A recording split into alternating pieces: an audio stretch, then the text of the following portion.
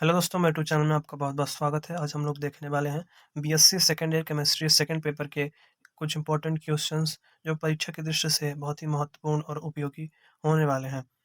तो इस वीडियो में हम कवर करेंगे 8 से 10 प्रश्न इस यूनिट 3 के जो कि परीक्षा में जहाँ से प्रश्न पूछे जा सकते हैं। अगर आपको यूनिट फर्स्ट और सेकंड के भी इंपॉर्टेंट क्वेश्चन जानने हैं केमिस्ट्री के, तो इस वीडियो के डिस्क्रिप्शन में उसका लिंक मैं डाल दिया हूँ, वहाँ से आप देख सकते हैं। तो आइए देखते हैं कौन-कौन से इंपॉर्टेंट क्वेश्चन हैं, जिनको तैयार करके आप अच्छा स्कोर कर पाएँगे। तो इकाई 3 यानी यूनिट 3 में ऊष्मागतिकी थर्मोडायनेमिक्स टॉपिक का नाम है और यहाँ पे लिखा हुआ लघु एवं दीर्घ उत्तरीय प्रश्न। इसमें पहला प्रश्न है, अवस्था फलन एवं पथ फलन को समझाइए अथवा सिद्ध कीजिए। आंतरिक ऊर्जा E एक अवस्था फलन है, कार्य W और ऊष्मा Q नहीं है। तो इसको तैयार कर लीजिए। और अगर आपके पास बुक है केमिस्ट्री की, ये कोई सी भी बुक है, तो आप इन प्रश्नों को उस बुक में ढूंढ के पढ़ लीजिएगा। नहीं तो मैं इस वीडियो में भी उसका आंसर अटैच कर दिया हूँ, सारे क्वेश्चन के आंसर अटैच कर दिया हूँ, तो उस वीडियो से भी आप कवर कर सकते हैं। तो यहाँ पे उत्तर लिखा हुआ है अवस्था फलन है, स्टेट फंक्शन। तो अवस्था फलन ऊष्मागतिक तंत्र का एक गुण है जिसका मान तंत्र की विशिष्ट अवस्था के लिए निश्चित होता है। और इसी प्रकार आप पूरा प्रश्न के उत्तर को तैयार कर सकते हैं इस वीडियो के माध्यम से भी।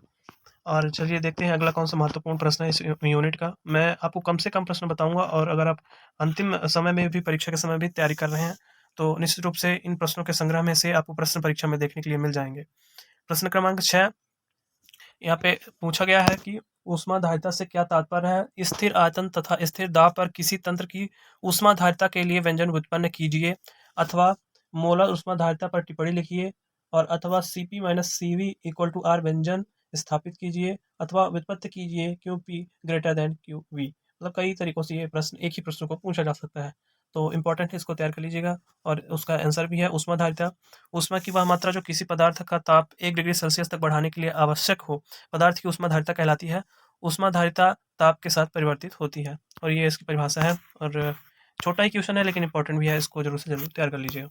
तो चलते हैं अगले प्रश्न की ओर, और ये उसी प्रश्न का आंसर है। अभी पूरा आंसर है उसी प्रश्न का, इसको आप तैयार कर सकते हैं यहाँ से। चलते हैं अगले प्रश्न की ओर और देखते हैं कौन सा है महत्वपूर्ण प्रश्न। प्रश्न क्रमांक 8 आप देख पा रहे हो, यहाँ पे लिखा हुआ है। प्रश्न 8 आ में है, जूल थॉमसन प्रयोग का उल्लेख करते हुए इसे समझाइए। जूल के सरंध्र प्लग प्रयोग का वर्णन करते हुए उसका महत्व समझाइए।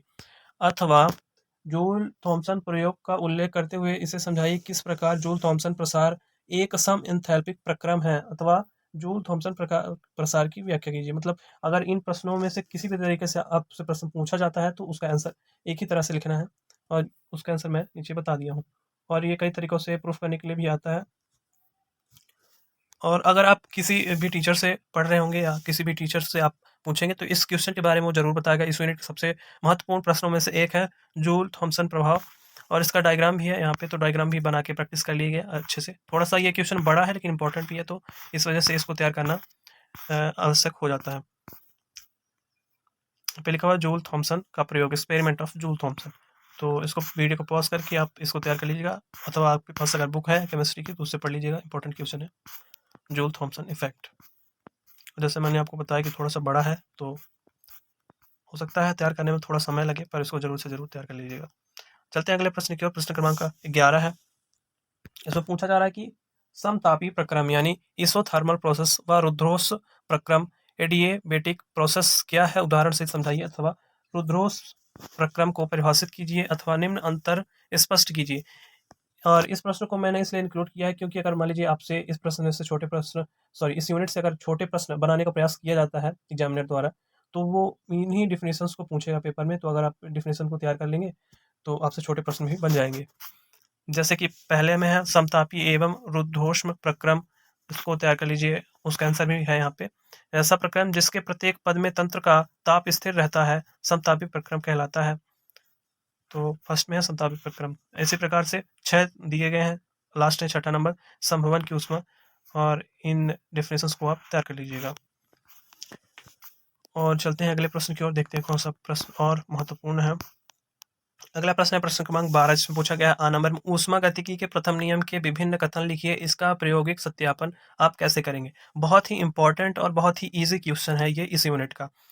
अथवा ऊष्मागतिकी का प्रथम नियम क्या है, इसे गणितीय रूप में किस तरह व्यक्त किया जा सकता है, अथवा सिद्ध कीजिए कि del E equal to Q minus W.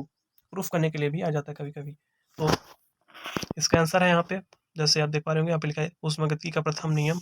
ऊष्मागतिकी के प्रथम नियम के अनुसार किसी विलगित तंत्र में ऊर्जा न तो उत्पन्न की जा सकती है और न ही नष्ट की जा सकती है। ऊर्जा को केवल एक रूप से दूसरे रूप में परिवर्तित किया जा सकता है। ये कथन है ऊष्मागतिकी के प्रथम नियम के अनुसार, और इसको प्रूफ करना भी होता है गणितीय रूप में। और इजी भी है ये क्वेश्चन, शॉर्ट है, इजी है, इसको तैयार कर लीजिएगा। और इसी के साथ ये वाला प्रश्न समाप्त होता है, छोटा ही जैसे मैंने आपको बताया। चलते हैं अगले प्रश्न की ओर। अगला प्रश्न है जो बहुत महत्वपूर्ण प्रश्न है इस यूनिट का।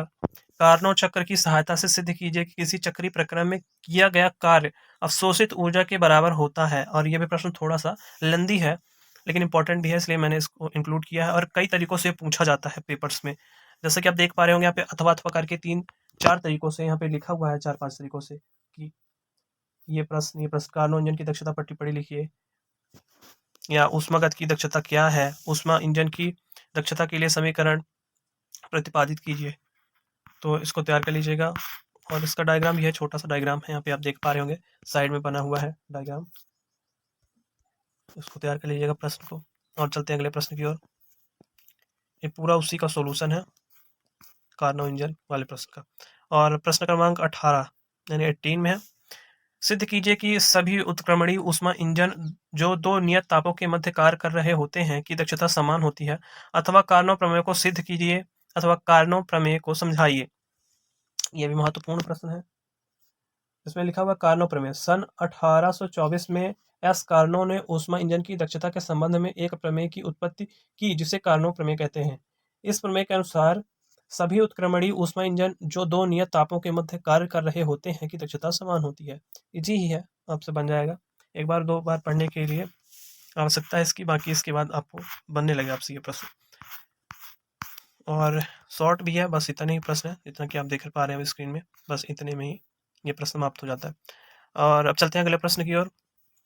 2-3 प्रश्न और बचे हैं इस यूनिट के, इसके बाद आप इस यूनिट को अच्छे से तैयार कर लीजिएगा। प्रश्नों को देखने के बाद इतने प्रश्नों को बार बार रिवाइज करिएगा, तो आप निश्चित रूप से अच्छे से कर पाएंगे इस यूनिट के प्रश्न को। बाकी यूनिट के प्रश्नों को भी देखना है तो आप डिस्क्रिप्शन में जाके उसके लिंक को टच करिएगा, तो आप उनको भी देख सकते हैं। अब है यहाँ पे उत्तर, बस मैंने लिया, क्वेश्चन लिया नहीं है इस प्रश्न का, जिसमें पूछा गया है कि ऊष्मागतिकी का तृतीय नियम, मतलब ऊष्मागतिकी की तृतीय नियम अगर पूछा जाता है, समझाने के लिए आता है, तो आपको ये आंसर लिखना पड़ेगा। और ये उसी का आंसर है पूरा।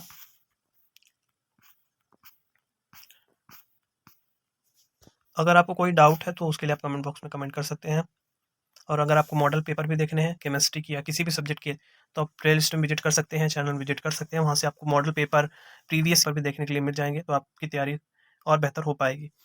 प्रश्न क्रमांक 28 में है कि मुक्त ऊर्जा फलन तथा उसकी सार्थकता बताइए, अथवा मुक्त ऊर्जा में कमी तंत्र द्वारा किए गए नेट कार्य के बराबर होती है, समझाइए। गिब्स मुक्त ऊर्जा क्या है, बहुत ही महत्वपूर्ण प्रश्न, तो कई तरीकों से पूछा जाता है ये वाला प्रश्न भी, मुक्त ऊर्जा वाला, इसको तैयार कर लीजिएगा। गिब्स मुक्त ऊर्जा, किसी निकाय की मुक्त ऊर्जा G equal to H minus TS, और ये गणितीय रूप में सिद्ध करने के लिए आता है, तो इसको प्रैक्टिस कर लीजिएगा 1-2 बार। अगर आपको किसी विशेष प्रश्न में कोई दिक्कत परेशानी होती है, आपको लेंदी लगता है, तो आप कमेंट बॉक्स में कमेंट करिएगा, तो मैं उसको ईजी वे में समझाने के लिए प्रयास करूँगा। और चलते हैं अगले प्रश्न की ओर, देखते हैं कौन सा प्रश्न महत्वपूर्ण है। और ये है आखिरी प्रश्न इस वीडियो का, इस यूनिट का, जो कि महत्वपूर्ण लगता है। और यह प्रश्न क्रमांक 14 है, जिसमें पूछा गया है ऊष्मागतिकी के प्रथम नियम की सीमाएं लिखिए तथा द्वितीय नियम की आवश्यकता समझाइए। तो ये प्रश्न अगर ऐसा पूछ लिया जाता है कि ऊष्मागतिकी के प्रथम नियम की सीमाएं लिखिए, तो भी आपको यही प्रश्न लिखना है, और अगर प्रश्न आ जाता है द्वितीय नियम की आवश्यकता समझाइए, तभी यही प्रश्न लिखना है। मतलब 2 तरह के प्रश्न पूछे जा सकते हैं और सेम ही आंसर उसका लिखना है। जैसे कि पहले में है कि ऊष्मागतिकी के प्रथम नियम से यह ज्ञात नहीं होता कि कोई प्रक्रम स्वतः संपन्न होगा या नहीं, अर्थात यह प्रक्रम की स्वतः परिवर्तिता को परिभाषित नहीं करता है। इसी प्रकार 3 पॉइंट्स में दिया गया है इस क्वेश्चन का आंसर, इसको तैयार कर लीजिएगा। और इसी के साथ ये वीडियो समाप्त होता है, और अगर आपको बाकी कोई भी डाउट हो तो आप कमेंट बॉक्स में कमेंट कर सकते हैं। और thank you for watching the video. जय हिंद।